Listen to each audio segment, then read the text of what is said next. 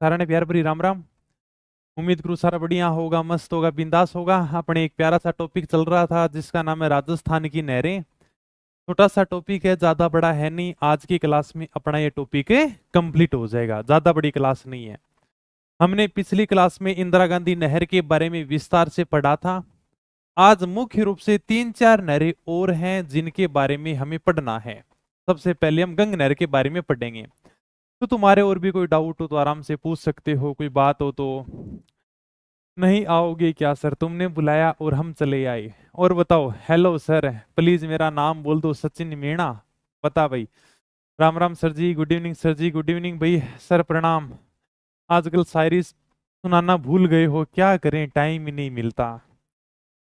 थोड़ा सा बिजी ऐसे हो गए हैं कि भर्तियों का नोटिफिकेशन आता है तो भी वीडियो बनाने के लिए टाइम नहीं मिलता। करेंगे, थोड़ा दिन का बिजी शेड्यूल है। और आप भी तो इतने बिजी होगी क्योंकि सरकार ने इतनी भर्तियां निकाल दी हैं, तुम खुद कंफ्यूज हो यार, तैयारी किसकी करें। फटाफट भर्तियों की तारीख पे तारीख, तारीख पे तारीख जल्दी जल्दी आ रही है। अभी इस भर्ती का नोटिफिकेशन आ गया, अभी इसकी डेट आ गई, तुम खुद कंफ्यूज हो यार, तैयारी किसकी करें। और सबसे अच्छी बात है, ये बहुत बढ़िया बात है कि समय के ऊपर भर्ती आ रही है। मतलब जून 2026 तक भर्तियों का कैलेंडर तुम्हारे पास में। एक साल तक तो ही मतलब देखने की जरूरत नहीं है तुम्हें कहीं भी। एक साल तक तो आराम से। ये आगे जून के अंदर सीईटी का पेपर होगा, तब तक मस्त रह के बढ़िया तैयारी करते रहो। ठीक है, अच्छी बात है क्योंकि इतनी सारी भर्तियां हैं। और बस भगवान से ही प्रार्थना है कि इसी प्रकार से आपके लिए भर्तियां आती रहे। करूं फिर मैं स्टार्ट है।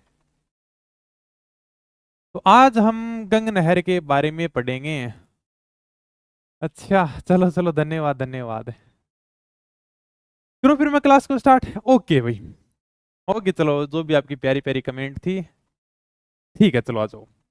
हमने इंदिरा गांधी नहर के बारे में पढ़ लिया था, आज की क्लास में हम गंग नहर के बारे में पढ़ेंगे। जब छपनिया का अकाल पड़ता है तब बीकानेर के महाराजा गंगा सिंह ने यह डिसाइड किया था कि मैं कभी भी मेरी जनता को पानी से प्यासा नहीं मरने दूंगा।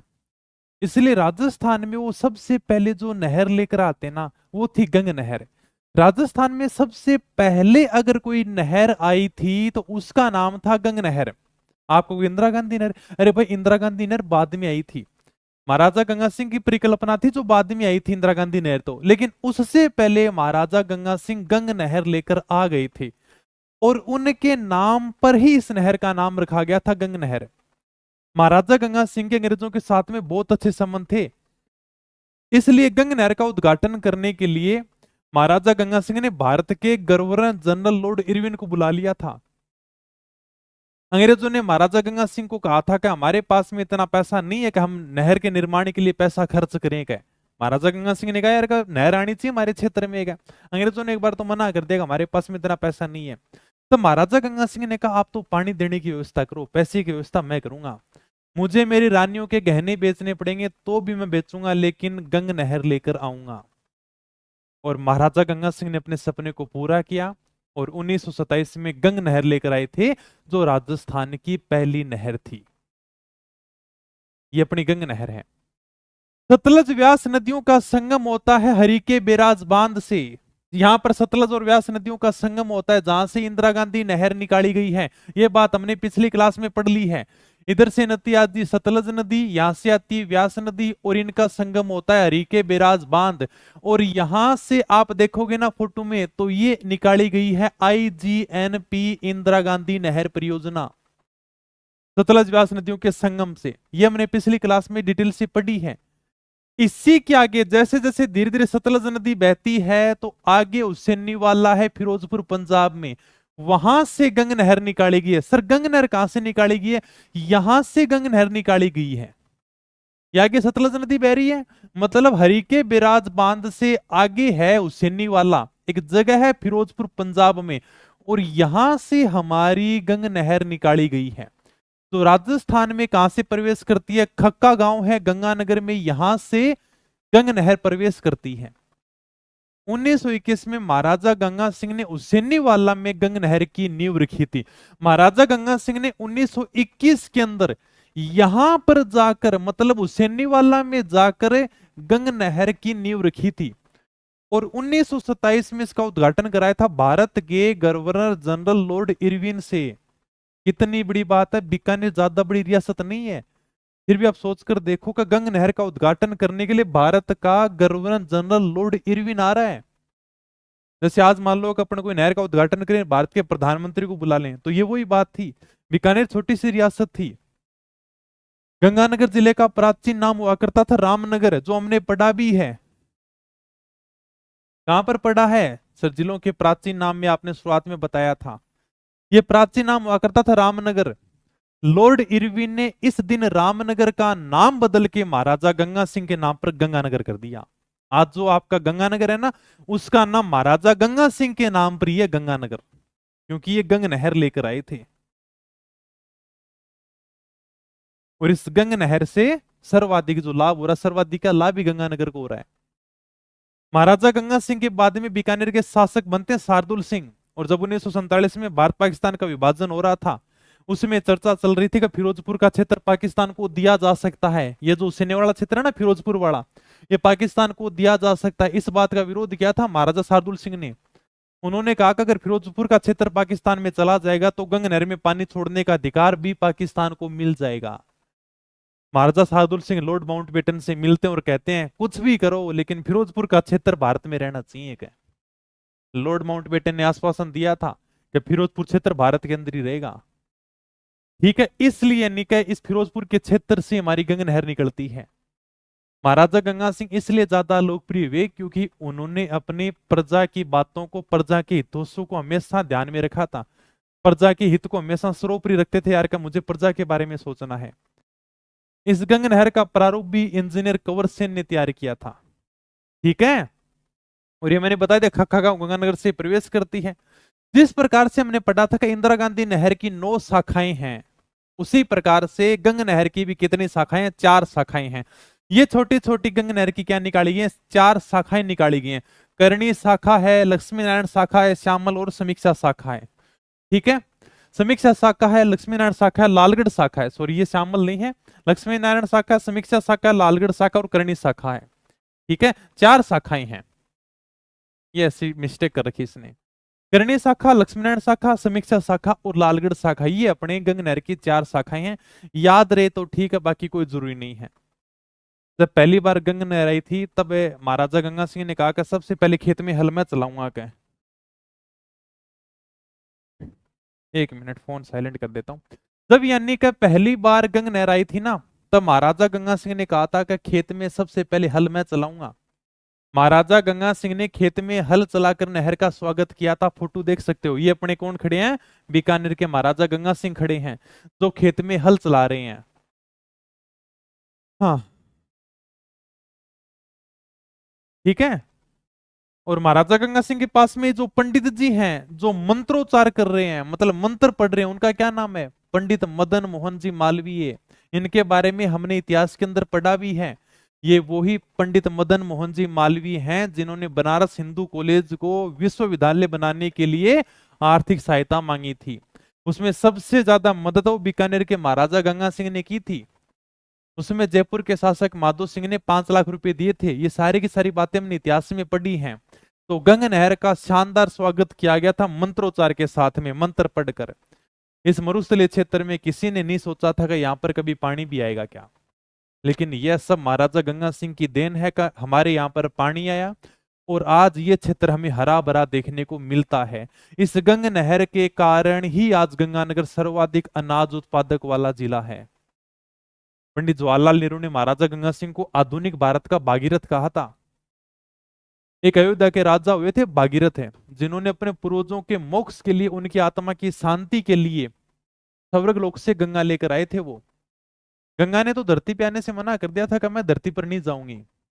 राजा भागीरथ ने भगवान ब्रह्मा की तपस्या करके उनको खुश किया। ब्रह्मा जी ने कहा कि ठीक है, मैं गंगा को भेज तो दूंगा, लेकिन गंगा का भाव बहुत तेज है, उससे यानी कि धरती फट सकती है, इसलिए तुम महादेव को खुश करो, क्योंकि वो अपनी जटाओं में गंगा को समा सकते हैं। भगवान शिव ही गंगा के प्रवाह को कम कर सकते हैं। राजा भागीरथ ने भगवान शिव को तपस्या करके प्रसन्न किया, उनको खुश किया। तब गंगा महादेव की जटाओं से होती हुई धरती के ऊपर आती है और ये 7 धाराओं में बह जाती है। गंगा की धारा में राजा भागीरथ के पूर्वजों की अस्थियां प्रवाहित होती हैं, तब उनकी आत्मा को शांति मिलती है। ये सारी की सारी कहानी हमें वाल्मीकि के ग्रंथ रामायण में देखने को मिल जाएगी। राजा भागीरथ की तरह बीकानेर के महाराजा गंगा सिंह ने भी अपनी जनता के लिए गंग नहर लाने का काम किया था। इसलिए महाराजा गंगा सिंह को आधुनिक भारत का भागीरथ कहा गया है। ओके, प्यारी प्यारी सी मैंने बात बताई है और इन्हीं के ऊपर थोड़ी सी चर्चा कर लेते हैं। तो हम थोड़ी सी गंग नहर पढ़ेंगे। ये थोड़ा सा चित्र तुम्हारे पूरा का पूरा समझ में आ गया होगा। हरिके सतलज और व्यास नदियों का संगम होता है हरिके बिराज बांध, और यहां से अपनी इंदिरा गांधी नहर निकाली गई है, जो हमने पिछली क्लास में पढ़ ली थी। यहां तक कोई दिक्कत नहीं है। इसके आगे एक जगह जिसका नाम है हुसैनी वाला, सर कहां पर है? फिरोजपुर पंजाब में है। यहां से हमारी कौन सी नहर निकाली गई है? गंग नहर निकाली गई है, जिसका खखा गांव गंगानगर से राजस्थान में प्रवेश होता है। इसकी 4 शाखाएं, याद रहे तो ठीक है, बाकी कोई बात नहीं, वैसे याद हो जाएगा। करनी लक्ष्मी नारायण शाखा है, और अपने समीक्षा और लालगढ़ शाखा है। याद करो तो ठीक है, बाकी कुछ ज्यादा टेंशन मत लेना। हाँ, इंदिरा गांधी नहर की जो 9 शाखा है ना, उनको बढ़िया तरीके से याद करना, उनका तुम्हें क्रम भी ध्यान होना चाहिए, बाकी इसकी तुम छोड़ भी सकते हो। और ये मैंने इधर यानी का चित्र बना के तुम्हें समझा रखा है। अपनी किताब में ये सेम टू सेम चित्र है। यहाँ पर सतलज नदी है, इधर से व्यास नदी आते, इन दोनों के संगम पर हरिके बिराज बांध है। हरिके बिराज बांध से इंदिरा गांधी नहर निकाली गई है। इसके आगे जगह हुसैनी वाला, जो फिरोजपुर पंजाब में है, और यहां से जो नहर निकाली गई है उसका नाम है गंग नहर। और ये जो गंग नहर राजस्थान में प्रवेश करती है, ये कहां से प्रवेश करेगी? खखा गांव गंगानगर से प्रवेश करेगी। ये मैंने थोड़ा सा डायग्राम के माध्यम से भी समझा रखा है। आ जाओ भी। गंग नहर राजस्थान की पहली नहर परियोजना ही। अगर राजस्थान में कोई पहली बार नहर लाई गई थी तो उसका नाम था गंग नहर। इंदिरा गांधी नहर बाद में आई थी, सबसे पहले महाराजा गंगा सिंह गंग नहर लेकर आ गए थे। तो अगर सबसे पहले कोई नहर आई थी ना, तो वो थी अपनी गंग नहर, जो 1921 के अंदर महाराजा गंगा सिंह के द्वारा नींव रखी जाती है और 1927 में इसका उद्घाटन किया जाता है। इसका पुराना नाम हुआ करता था बीकानेर नहर। महाराजा गंगा सिंह के कहने पर इसका प्रारूप भी किसने तैयार किया था? कंवर सेन ने तैयार किया था, जो अपने कौन थे? इंजीनियर थे हिसार हरियाणा के, जिन्होंने बाद में इंदिरा गांधी नहर का भी प्रारूप तैयार किया था। इसका निर्माण क्या था? महाराजा गंगा सिंह ने 1921 से लेकर 1927 के बीच में, 1921 के अंदर इसकी नींव रखते हैं, 1927 में जाकर इसका पूरा काम होता है। मतलब 1927 में इसका उद्घाटन किया जाता है लॉर्ड इरविन के द्वारा। ओके, नॉर्मल सी बात है। आप फोटो देख सकते हो महाराजा गंगा सिंह की। महाराजा गंगा सिंह की फौज की बड़ी तारीफ होती थी, है ना। मैंने पिछले क्लास के अंदर भी बताया था कि बूढ़िया तो कई देव में मारा का नहीं, कि हम यानी का महाराजा गंगा सिंह की फौज में काम करते थे, तो इनकी फौज बड़ी शानदार थी। और ये आप बीच में देख सकते हो, खुद यानी का फौजी की तरह रहते थे महाराजा गंगा सिंह। चलो भाई, 1921 में महाराजा गंगा सिंह ने हुसैनी वाला से गंग नहर की नींव रखी थी। अभी मैंने बताया सेम टू सेम ये बात है, ये आपकी हुसैनी वाला रही। और यहां पर हुसैनी वाला के अंदर महाराजा गंगा सिंह ने 1921 के अंदर इसकी नींव रखी थी। ओके भाई, आगे चलो सर। लॉर्ड इरविन ने 1927 में गंग नहर का उद्घाटन किया था, ये मैंने बता दिया। 1921 में नींव रखी जाती है, 1927 में इसका उद्घाटन किया जाता है। और इसी दिन रामनगर का नाम बदल के क्या कर दिया जाता है? गंगानगर कर दिया जाता है। आज जो आपका जिला है ना गंगानगर, उसका पहले नाम हुआ करता था रामनगर। लेकिन जब ये गंग नहर आती है तो महाराजा गंगा सिंह के नाम पर इनका नाम क्या कर दिया जाता है? जिले का गंगानगर कर दिया जाता है। गंग नहर सतलज नदी पर हुसैनी वाला से निकाली गई है, मैंने बता दी फोटो के अंदर। कहां से निकाली गई? सतलज नदी, हुसैनी वाला फिरोजपुर पंजाब से निकाली गई है। ये थोड़ी सी अपने अखबार की कटिंग है। का नाम गंगा सिंह रेगिस्तान को गंग से नहला दिया था। वास्तव में इस रेगिस्तानी भूमि के ऊपर जो शानदार काम किया ना पानी लाने का, वो सब महाराजा गंगा सिंह की देन है भाई। अंग्रेजों के साथ में अच्छे संबंध थे और सारी बातें मनवा लेते थे, उनसे उद्घाटन करने के लिए भी बुला लेते उनको। और देखो कितना शानदार काम किया। गंग नहर है, इंदिरा गांधी नहर है, ये सारी नहरों का काम वो महाराजा गंगा सिंह की देन है, उन्हीं के दिमाग की उपज है सारी की सारी। चलो भी आगे। राजस्थान में प्रवेश कहां से होता है? खखा गांव गंगानगर से होता है, ये भी मैंने बता दिया। 4 शाखाएं याद रहे तो ठीक है, बाकी ज्यादा टेंशन मत लेना। करणी जी है, लालगढ़ है, लक्ष्मी नारायण जी है, और एक कौन सी रह गई? समीक्षा शाखा। ये 4 अपने शाखाएं हैं, याद रह जाए तो अच्छी बात है, बाकी ज्यादा टेंशन वाली बात नहीं है। करणी जी है, लालगढ़ है, समीक्षा, लक्ष्मी नारायण जी, ये 4 शाखाएं हैं। लेकिन इंदिरा गांधी नहर की जो 9 शाखाएं ना, वो आपको याद रखनी पड़ेंगी, उनका क्रम भी आपको ध्यान रखना पड़ेगा। गंग नहर से सिंचाई केवल अपने गंगानगर जिले में होती है। केवल यानी का लाभ किसको मिलता है? गंगानगर जिले को मिलता है। गंग नहर लाने का श्रेय महाराजा गंगा सिंह को है, इसलिए इसका नाम क्या पड़ा है? गंग नहर पड़ा है भाई। इस नहर को लेकर कौन आए थे? महाराजा गंगा सिंह लेकर आए थे, इसलिए इसका नाम क्या है? गंग नहर है। पंडित जवाहरलाल नेहरू ने महाराजा गंगा सिंह को आधुनिक भारत का भागीरथ कहा है। पंडित जवाहरलाल नेहरू कहते हैं कि वास्तव में जिस प्रकार से भारत में गंगा नदी लेकर आए थे भागीरथ, उसी प्रकार से राजस्थान में भागीरथ का जो काम किया है वो महाराजा गंगा सिंह ने किया है। होगी बस कंप्लीट इतनी थी। हम मॉक टेस्ट में दे दूंगा भैया ना, अभी आने वाले हैं 1-2 दिनों के अंदर मॉक टेस्ट आ जाएंगे तुम्हारे, एकदम बढ़िया शानदार मॉडल पेपर आएंगे। 2-3 दिन और रुक जाओ। बारिश आ गई, बहुत बढ़िया बात है, ये शानदार बात है। अभी आजकल बारिश बहुत आ रही है जून के महीने के अंदर ही है। जो बारिश यानी कि 60 का महीना में वो अपन जेठ का महीना में देखने मिल रही है।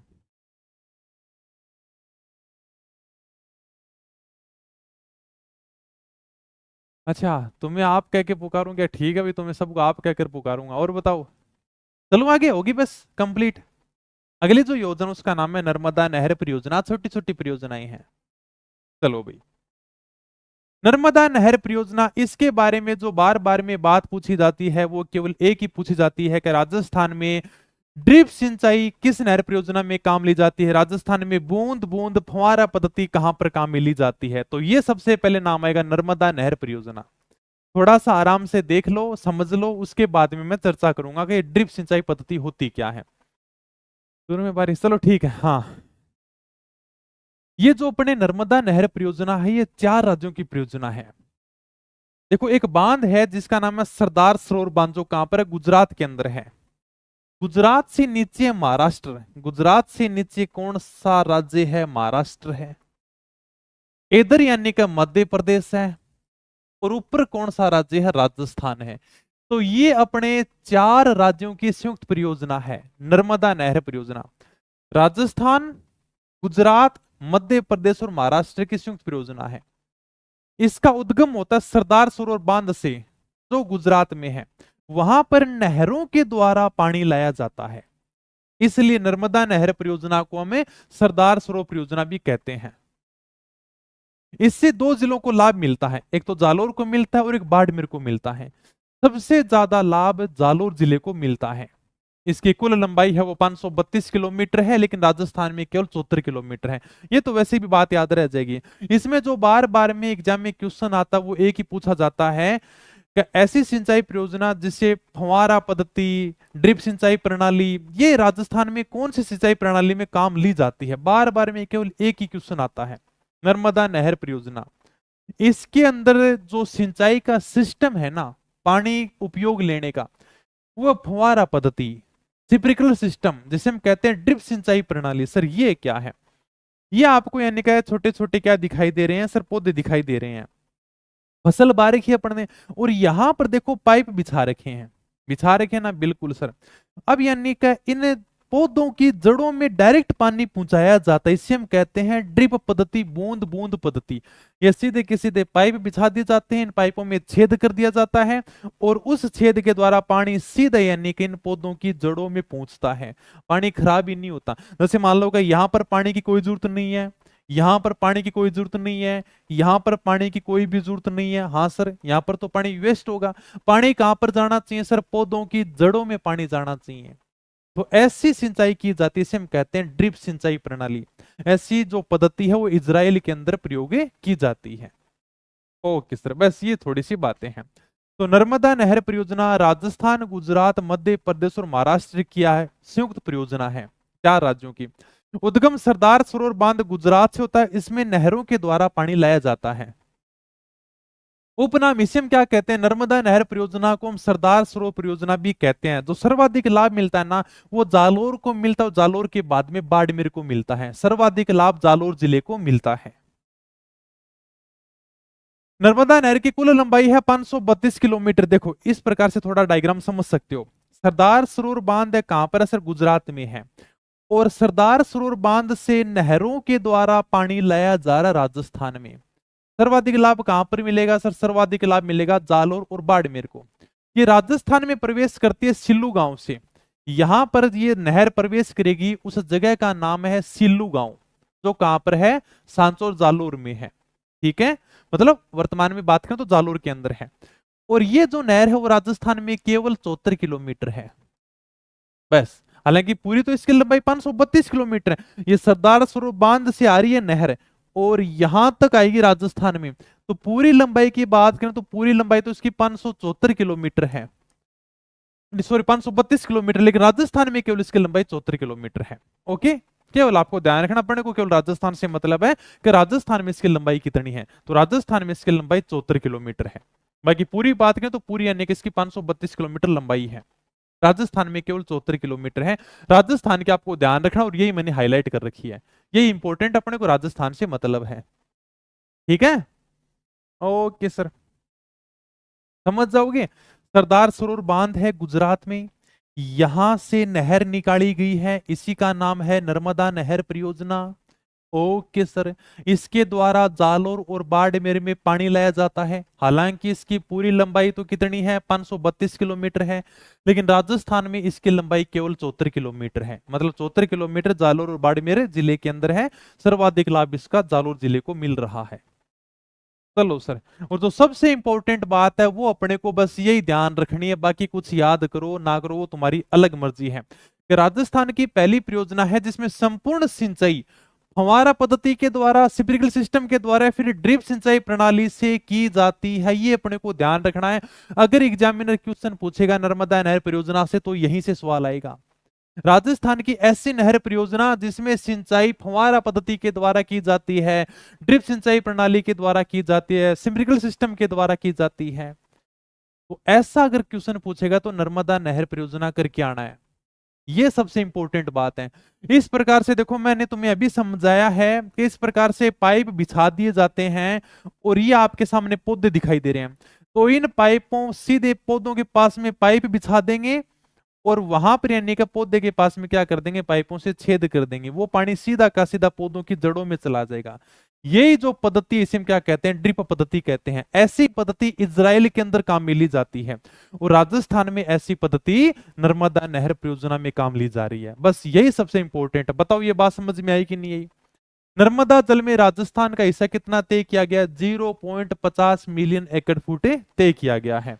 ठीक है, ये भी थोड़ा सा ध्यान रखना कि नर्मदा जल में राजस्थान को कितना पानी मिलेगा। ये जो आपकी पूरी की पूरी नर्मदा नहर परियोजना है, इसमें राजस्थान का भी हिस्सा है, राजस्थान का है, गुजरात का है, मध्य प्रदेश का है, महाराष्ट्र का है, 4 राज्यों का हिस्सा है। तो राजस्थान को कितना पानी दिया जाएगा, तो इसमें यह डिसाइड किया गया था कि राजस्थान वालों को 0.50 मिलियन एकड़ फुट पानी मिलेगा।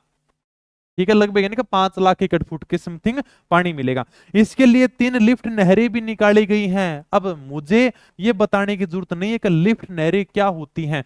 पानी को ऊंचा उठाने के लिए 3 लिफ्ट नहरें भी निकाली गई हैं, याद रहे तो ठीक है, बाकी ज्यादा टेंशन मत लेना।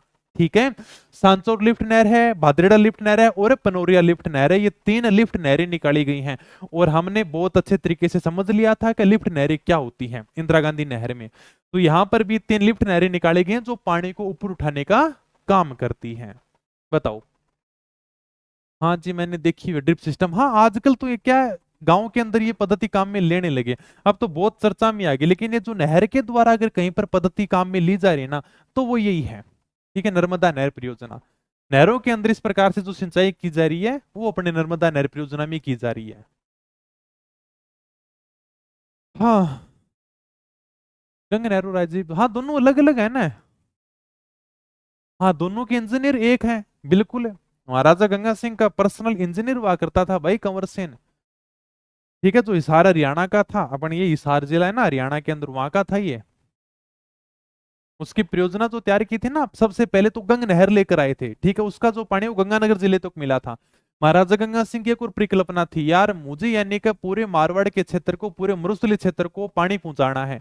हालांकि इससे पहले उनकी मृत्यु हो जाती है, उनकी परिकल्पना थी, लेकिन 1983 में मुंबई के अंदर मृत्यु हो जाती कैंसर से।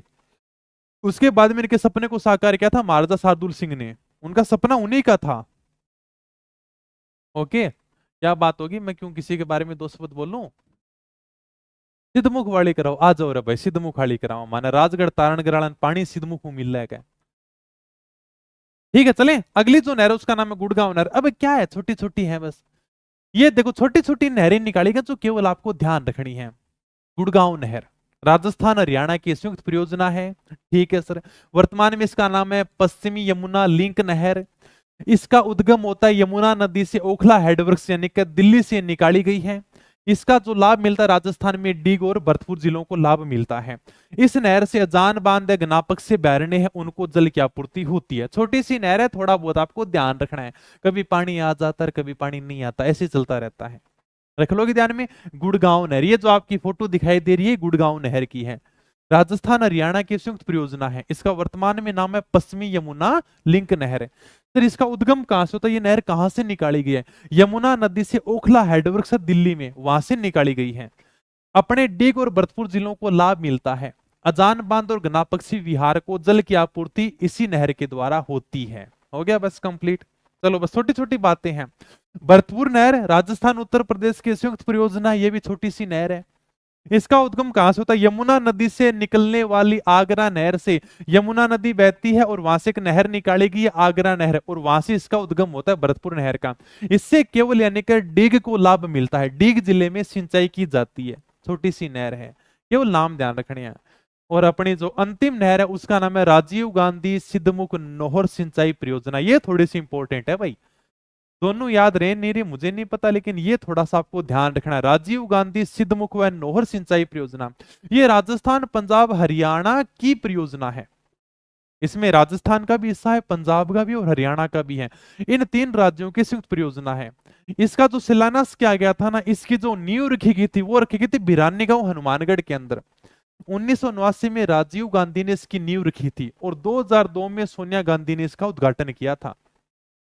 उद्देश्य वही है कि रावी व्यास का जो अतिरिक्त जल है ना उसको बाखड़ा नांगल परियोजना से नहर के रूप में लाया जाएगा। ये अब मुझे बताने की जरूरत नहीं कि रावी व्यास का अतिरिक्त जल क्या है, इराडी आयोग क्या है, वहां पर कितना पानी तय किया गया था, राजस्थान को कितना मिलेगा, इंदिरा गांधी नहर में कितना जाएगा। मैंने पिछली क्लास में बताया था कि जो अतिरिक्त जल बचेगा ना 10 लाख वाला, वो इन्हीं नहरों के द्वारा राजस्थान में पहुंचाया जाएगा। तो ये राजीव गांधी सिद्धमुख नोहर सिंचाई परियोजना का जो रावी व्यास का जो अतिरिक्त जल है ना, एक्स्ट्रा जल है, उसको हम बाखड़ा नांगल परियोजना से नहर के रूप में लाएंगे। अब हमें क्या करना है, हमें यानी कि सिद्धमुख है, नोर है, वहां पर पानी ले जाना है। पानी तो नहरों के द्वारा आएगा, तो नहरों के द्वारा पानी लाया जाएगा। सबसे ज्यादा जो लाभ मिलता है ना वो हनुमानगढ़ की नोहर और बादरा तहसील को मिलता है, और चूरू की राजगढ़ और तारानगर तहसील को मिलता है। तो हमारे जो राजगढ़ वालों के पानी आता है ना, वो इसी राजीव गांधी सिंधमुख नोहर सिंचाई परियोजना से आता है। ठीक है, इसी पानी के द्वारा अपनी जो योजना है जर्मनी के सहयोग से चलाई जा रही है। हो गया बस, ठीक है, इतना ही अपने को ध्यान रखना है, और बाकी अपने को ज्यादा एक्स्ट्रा इनके बारे में कुछ भी ध्यान नहीं रखना। समझ में आ गया ना, बस यही है। इसमें ज्यादातर क्वेश्चन पूछेगा तो किन जिलों को लाभ मिलता है, और ये तो बाकी नॉर्मल बात है, और किन राज्यों की संयुक्त परियोजना है, ये ज्यादातर क्वेश्चन आएंगे। बाकी ये अपनी नहरें हो चुकी हैं कंप्लीट, और अगला जो टॉपिक है वो जल संरक्षण का 15 मिनट का है। तो अपन पीवाई को ले लेंगे ना, जितने भी एग्जाम में क्वेश्चन पूछे गए नहरों के, सिंचाई परियोजना के, सारे के सारे क्वेश्चन अपन कवर कर लेते हैं, ताकि तुम्हें पता भी चल जाएगा कि हाँ सर के नहरों से किस प्रकार के सवाल आए हैं, परियोजनाओं से किस प्रकार के सवाल पूछे जाते हैं, ताकि तुम्हें थोड़ा बहुत यानी कि ये अनुमान रहेगा एग्जामिनर ऐसे क्वेश्चन पूछता है। तो अपन क्वेश्चन लेकर आ जाएंगे, तब तक आप बढ़िया तरीके से इन चीजों को याद करते रहो। ये बाकी छोटी छोटी नहरें थी, मुख्य रूप से तो देखो इंदिरा गांधी नहर इंपोर्टेंट है, थोड़ी बातें गंग नहर के बारे में इंपोर्टेंट है, और नर्मदा नहर परियोजना के बारे में पूछेगा तो फिक्स एक सवाल पूछेगा कि भाई यानी कि बूंद बूंद पद्धति है वो किस नहर परियोजना में काम में ली जाती है। और फिर ये थोड़ी सी राजीव गांधी सिद्धमुख नहर सिंचाई परियोजना देख लो, किन जिलों को लाभ मिलता है। चूरू की तो आपको तहसील भी ध्यान रखनी है, राजगढ़ और तारानगर, ठीक है, ये हमारी तहसील है तो इनके बारे में तो तुम्हें ध्यान रखना पड़ेगा।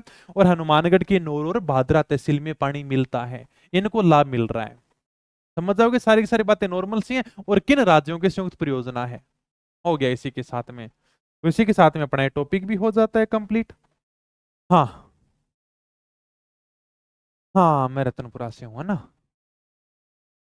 खत्म हो गया, हाँ नहरें कंप्लीट होगी भाई, नहरें कंप्लीट हो गई। अब पीवाई को देख लें हम, मतलब एग्जाम में किस प्रकार के क्वेश्चन पूछे जाते हैं। हाँ लव यू भाई, हमारे गांव में नर्मदा का पानी आ गया, अरे वाह बहुत बढ़िया। नर्मदा का पानी आ गया, कहाँ से हो, जालोर से हो, बाड़मेर से हो, या सिल्लू गांव से हो, कौन से गांव से हो? मॉडल पेपर आ रहे हैं 2 दिन में। मैराथन क्लास से लगाऊंगा अभी, जब तक मैं थोड़ा सा बढ़िया गाइडलाइन दे रहा हूँ ना, ले लो, ठीक है। फिर मैं थोड़े दिनों के बाद में जब भटकूंगा ना रास्ते से, उसके बाद में मैराथन क्लास से लगाऊंगा। उसके ऊपर अच्छे व्यू भी आएंगे, उस पर बढ़िया सब्सक्राइबर भी आएंगे, है ना, उस पे लाइक भी आएंगे। अभी ऐसी क्लास से कौन देखेगा? फिर तो मैं क्वेश्चन वाली सीरीज स्टार्ट करूंगा, मैं देख लिया करो जब तक मैं ईमानदारी से काम कर रहा हूँ। जिस दिन ईमानदारी से हट जाऊंगा ना, उसके बाद में मेरी मैराथन क्लास चलेंगी और चलाऊंगा भी। लेकिन अभी कह रहा हूँ तुम देखने मत आना, ठीक है? मुझे तो चलानी पड़ेगी, भी भटकाना भी तो जरूरी है ना। 20 लाख बच्चे तैयारी कर रहे हैं, नौकरी तो कितने के लगेंगे? 50,000, 1 लाख, बाकी 19 लाख क्या करेंगे? मैराथन देखेंगे। उधर भी तो जाना जरूरी है, उनको भटकाना भी तो रखना जरूरी है ना। सबसे बढ़िया यही है, टॉपिक को विस्तार से पढ़ो, एग्जाम में क्वेश्चन देख लो, उसके अलावा तुम्हें कुछ नहीं देखना, ठीक है ना। लेकिन एग्जाम में क्वेश्चन याद नहीं होंगे तुम्हारे। तुम सोचो यार कि केवल एग्जाम में क्वेश्चन याद कर ले तो कभी नहीं होंगे भाई, कभी भी नहीं होंगे। एग्जामिनर हमेशा घुमा के प्रश्न पूछेगा, और वो तुम तभी से कर पाओगे जब तुमने टॉपिक को विस्तार से पढ़ा होगा, उन चीजों का रिवीजन किया होगा। एग्जाम में आए हुए क्वेश्चन केवल तुम्हारे अभ्यास के लिए होते हैं, वो रटने के लिए नहीं होते हैं। अगली बार थोड़ी सी लैंग्वेज घुमाएगा तो फिर कंफ्यूज हो जाओगे। अब बाद में एमसीक्यू ये सारा यही काम स्टार्ट करेंगे, ठीक है। अभी तो मैं सही पढ़ा रहा हूं तुम्हें, टॉपिक पढ़ाता हूँ, एग्जाम में क्वेश्चन करवाता हूँ, उसके बाद में अगला टॉपिक, एग्जाम में क्वेश्चन। सबसे अच्छा बस यही है। तो अभी तक तो गाइडलाइन है, अगले साल तक शुरू कर देंगे मैराथन विराथन, तब समझ आना का अब सर को लोभ आ गया, अब यानी कि यूट्यूब वाला वो काम करने लगे हैं जो सभी करते हैं, ठीक है। तो मिलेंगे फिर नई वीडियो में, तब तक धन्यवाद, थैंक यू, जय हिंद, जय भारत।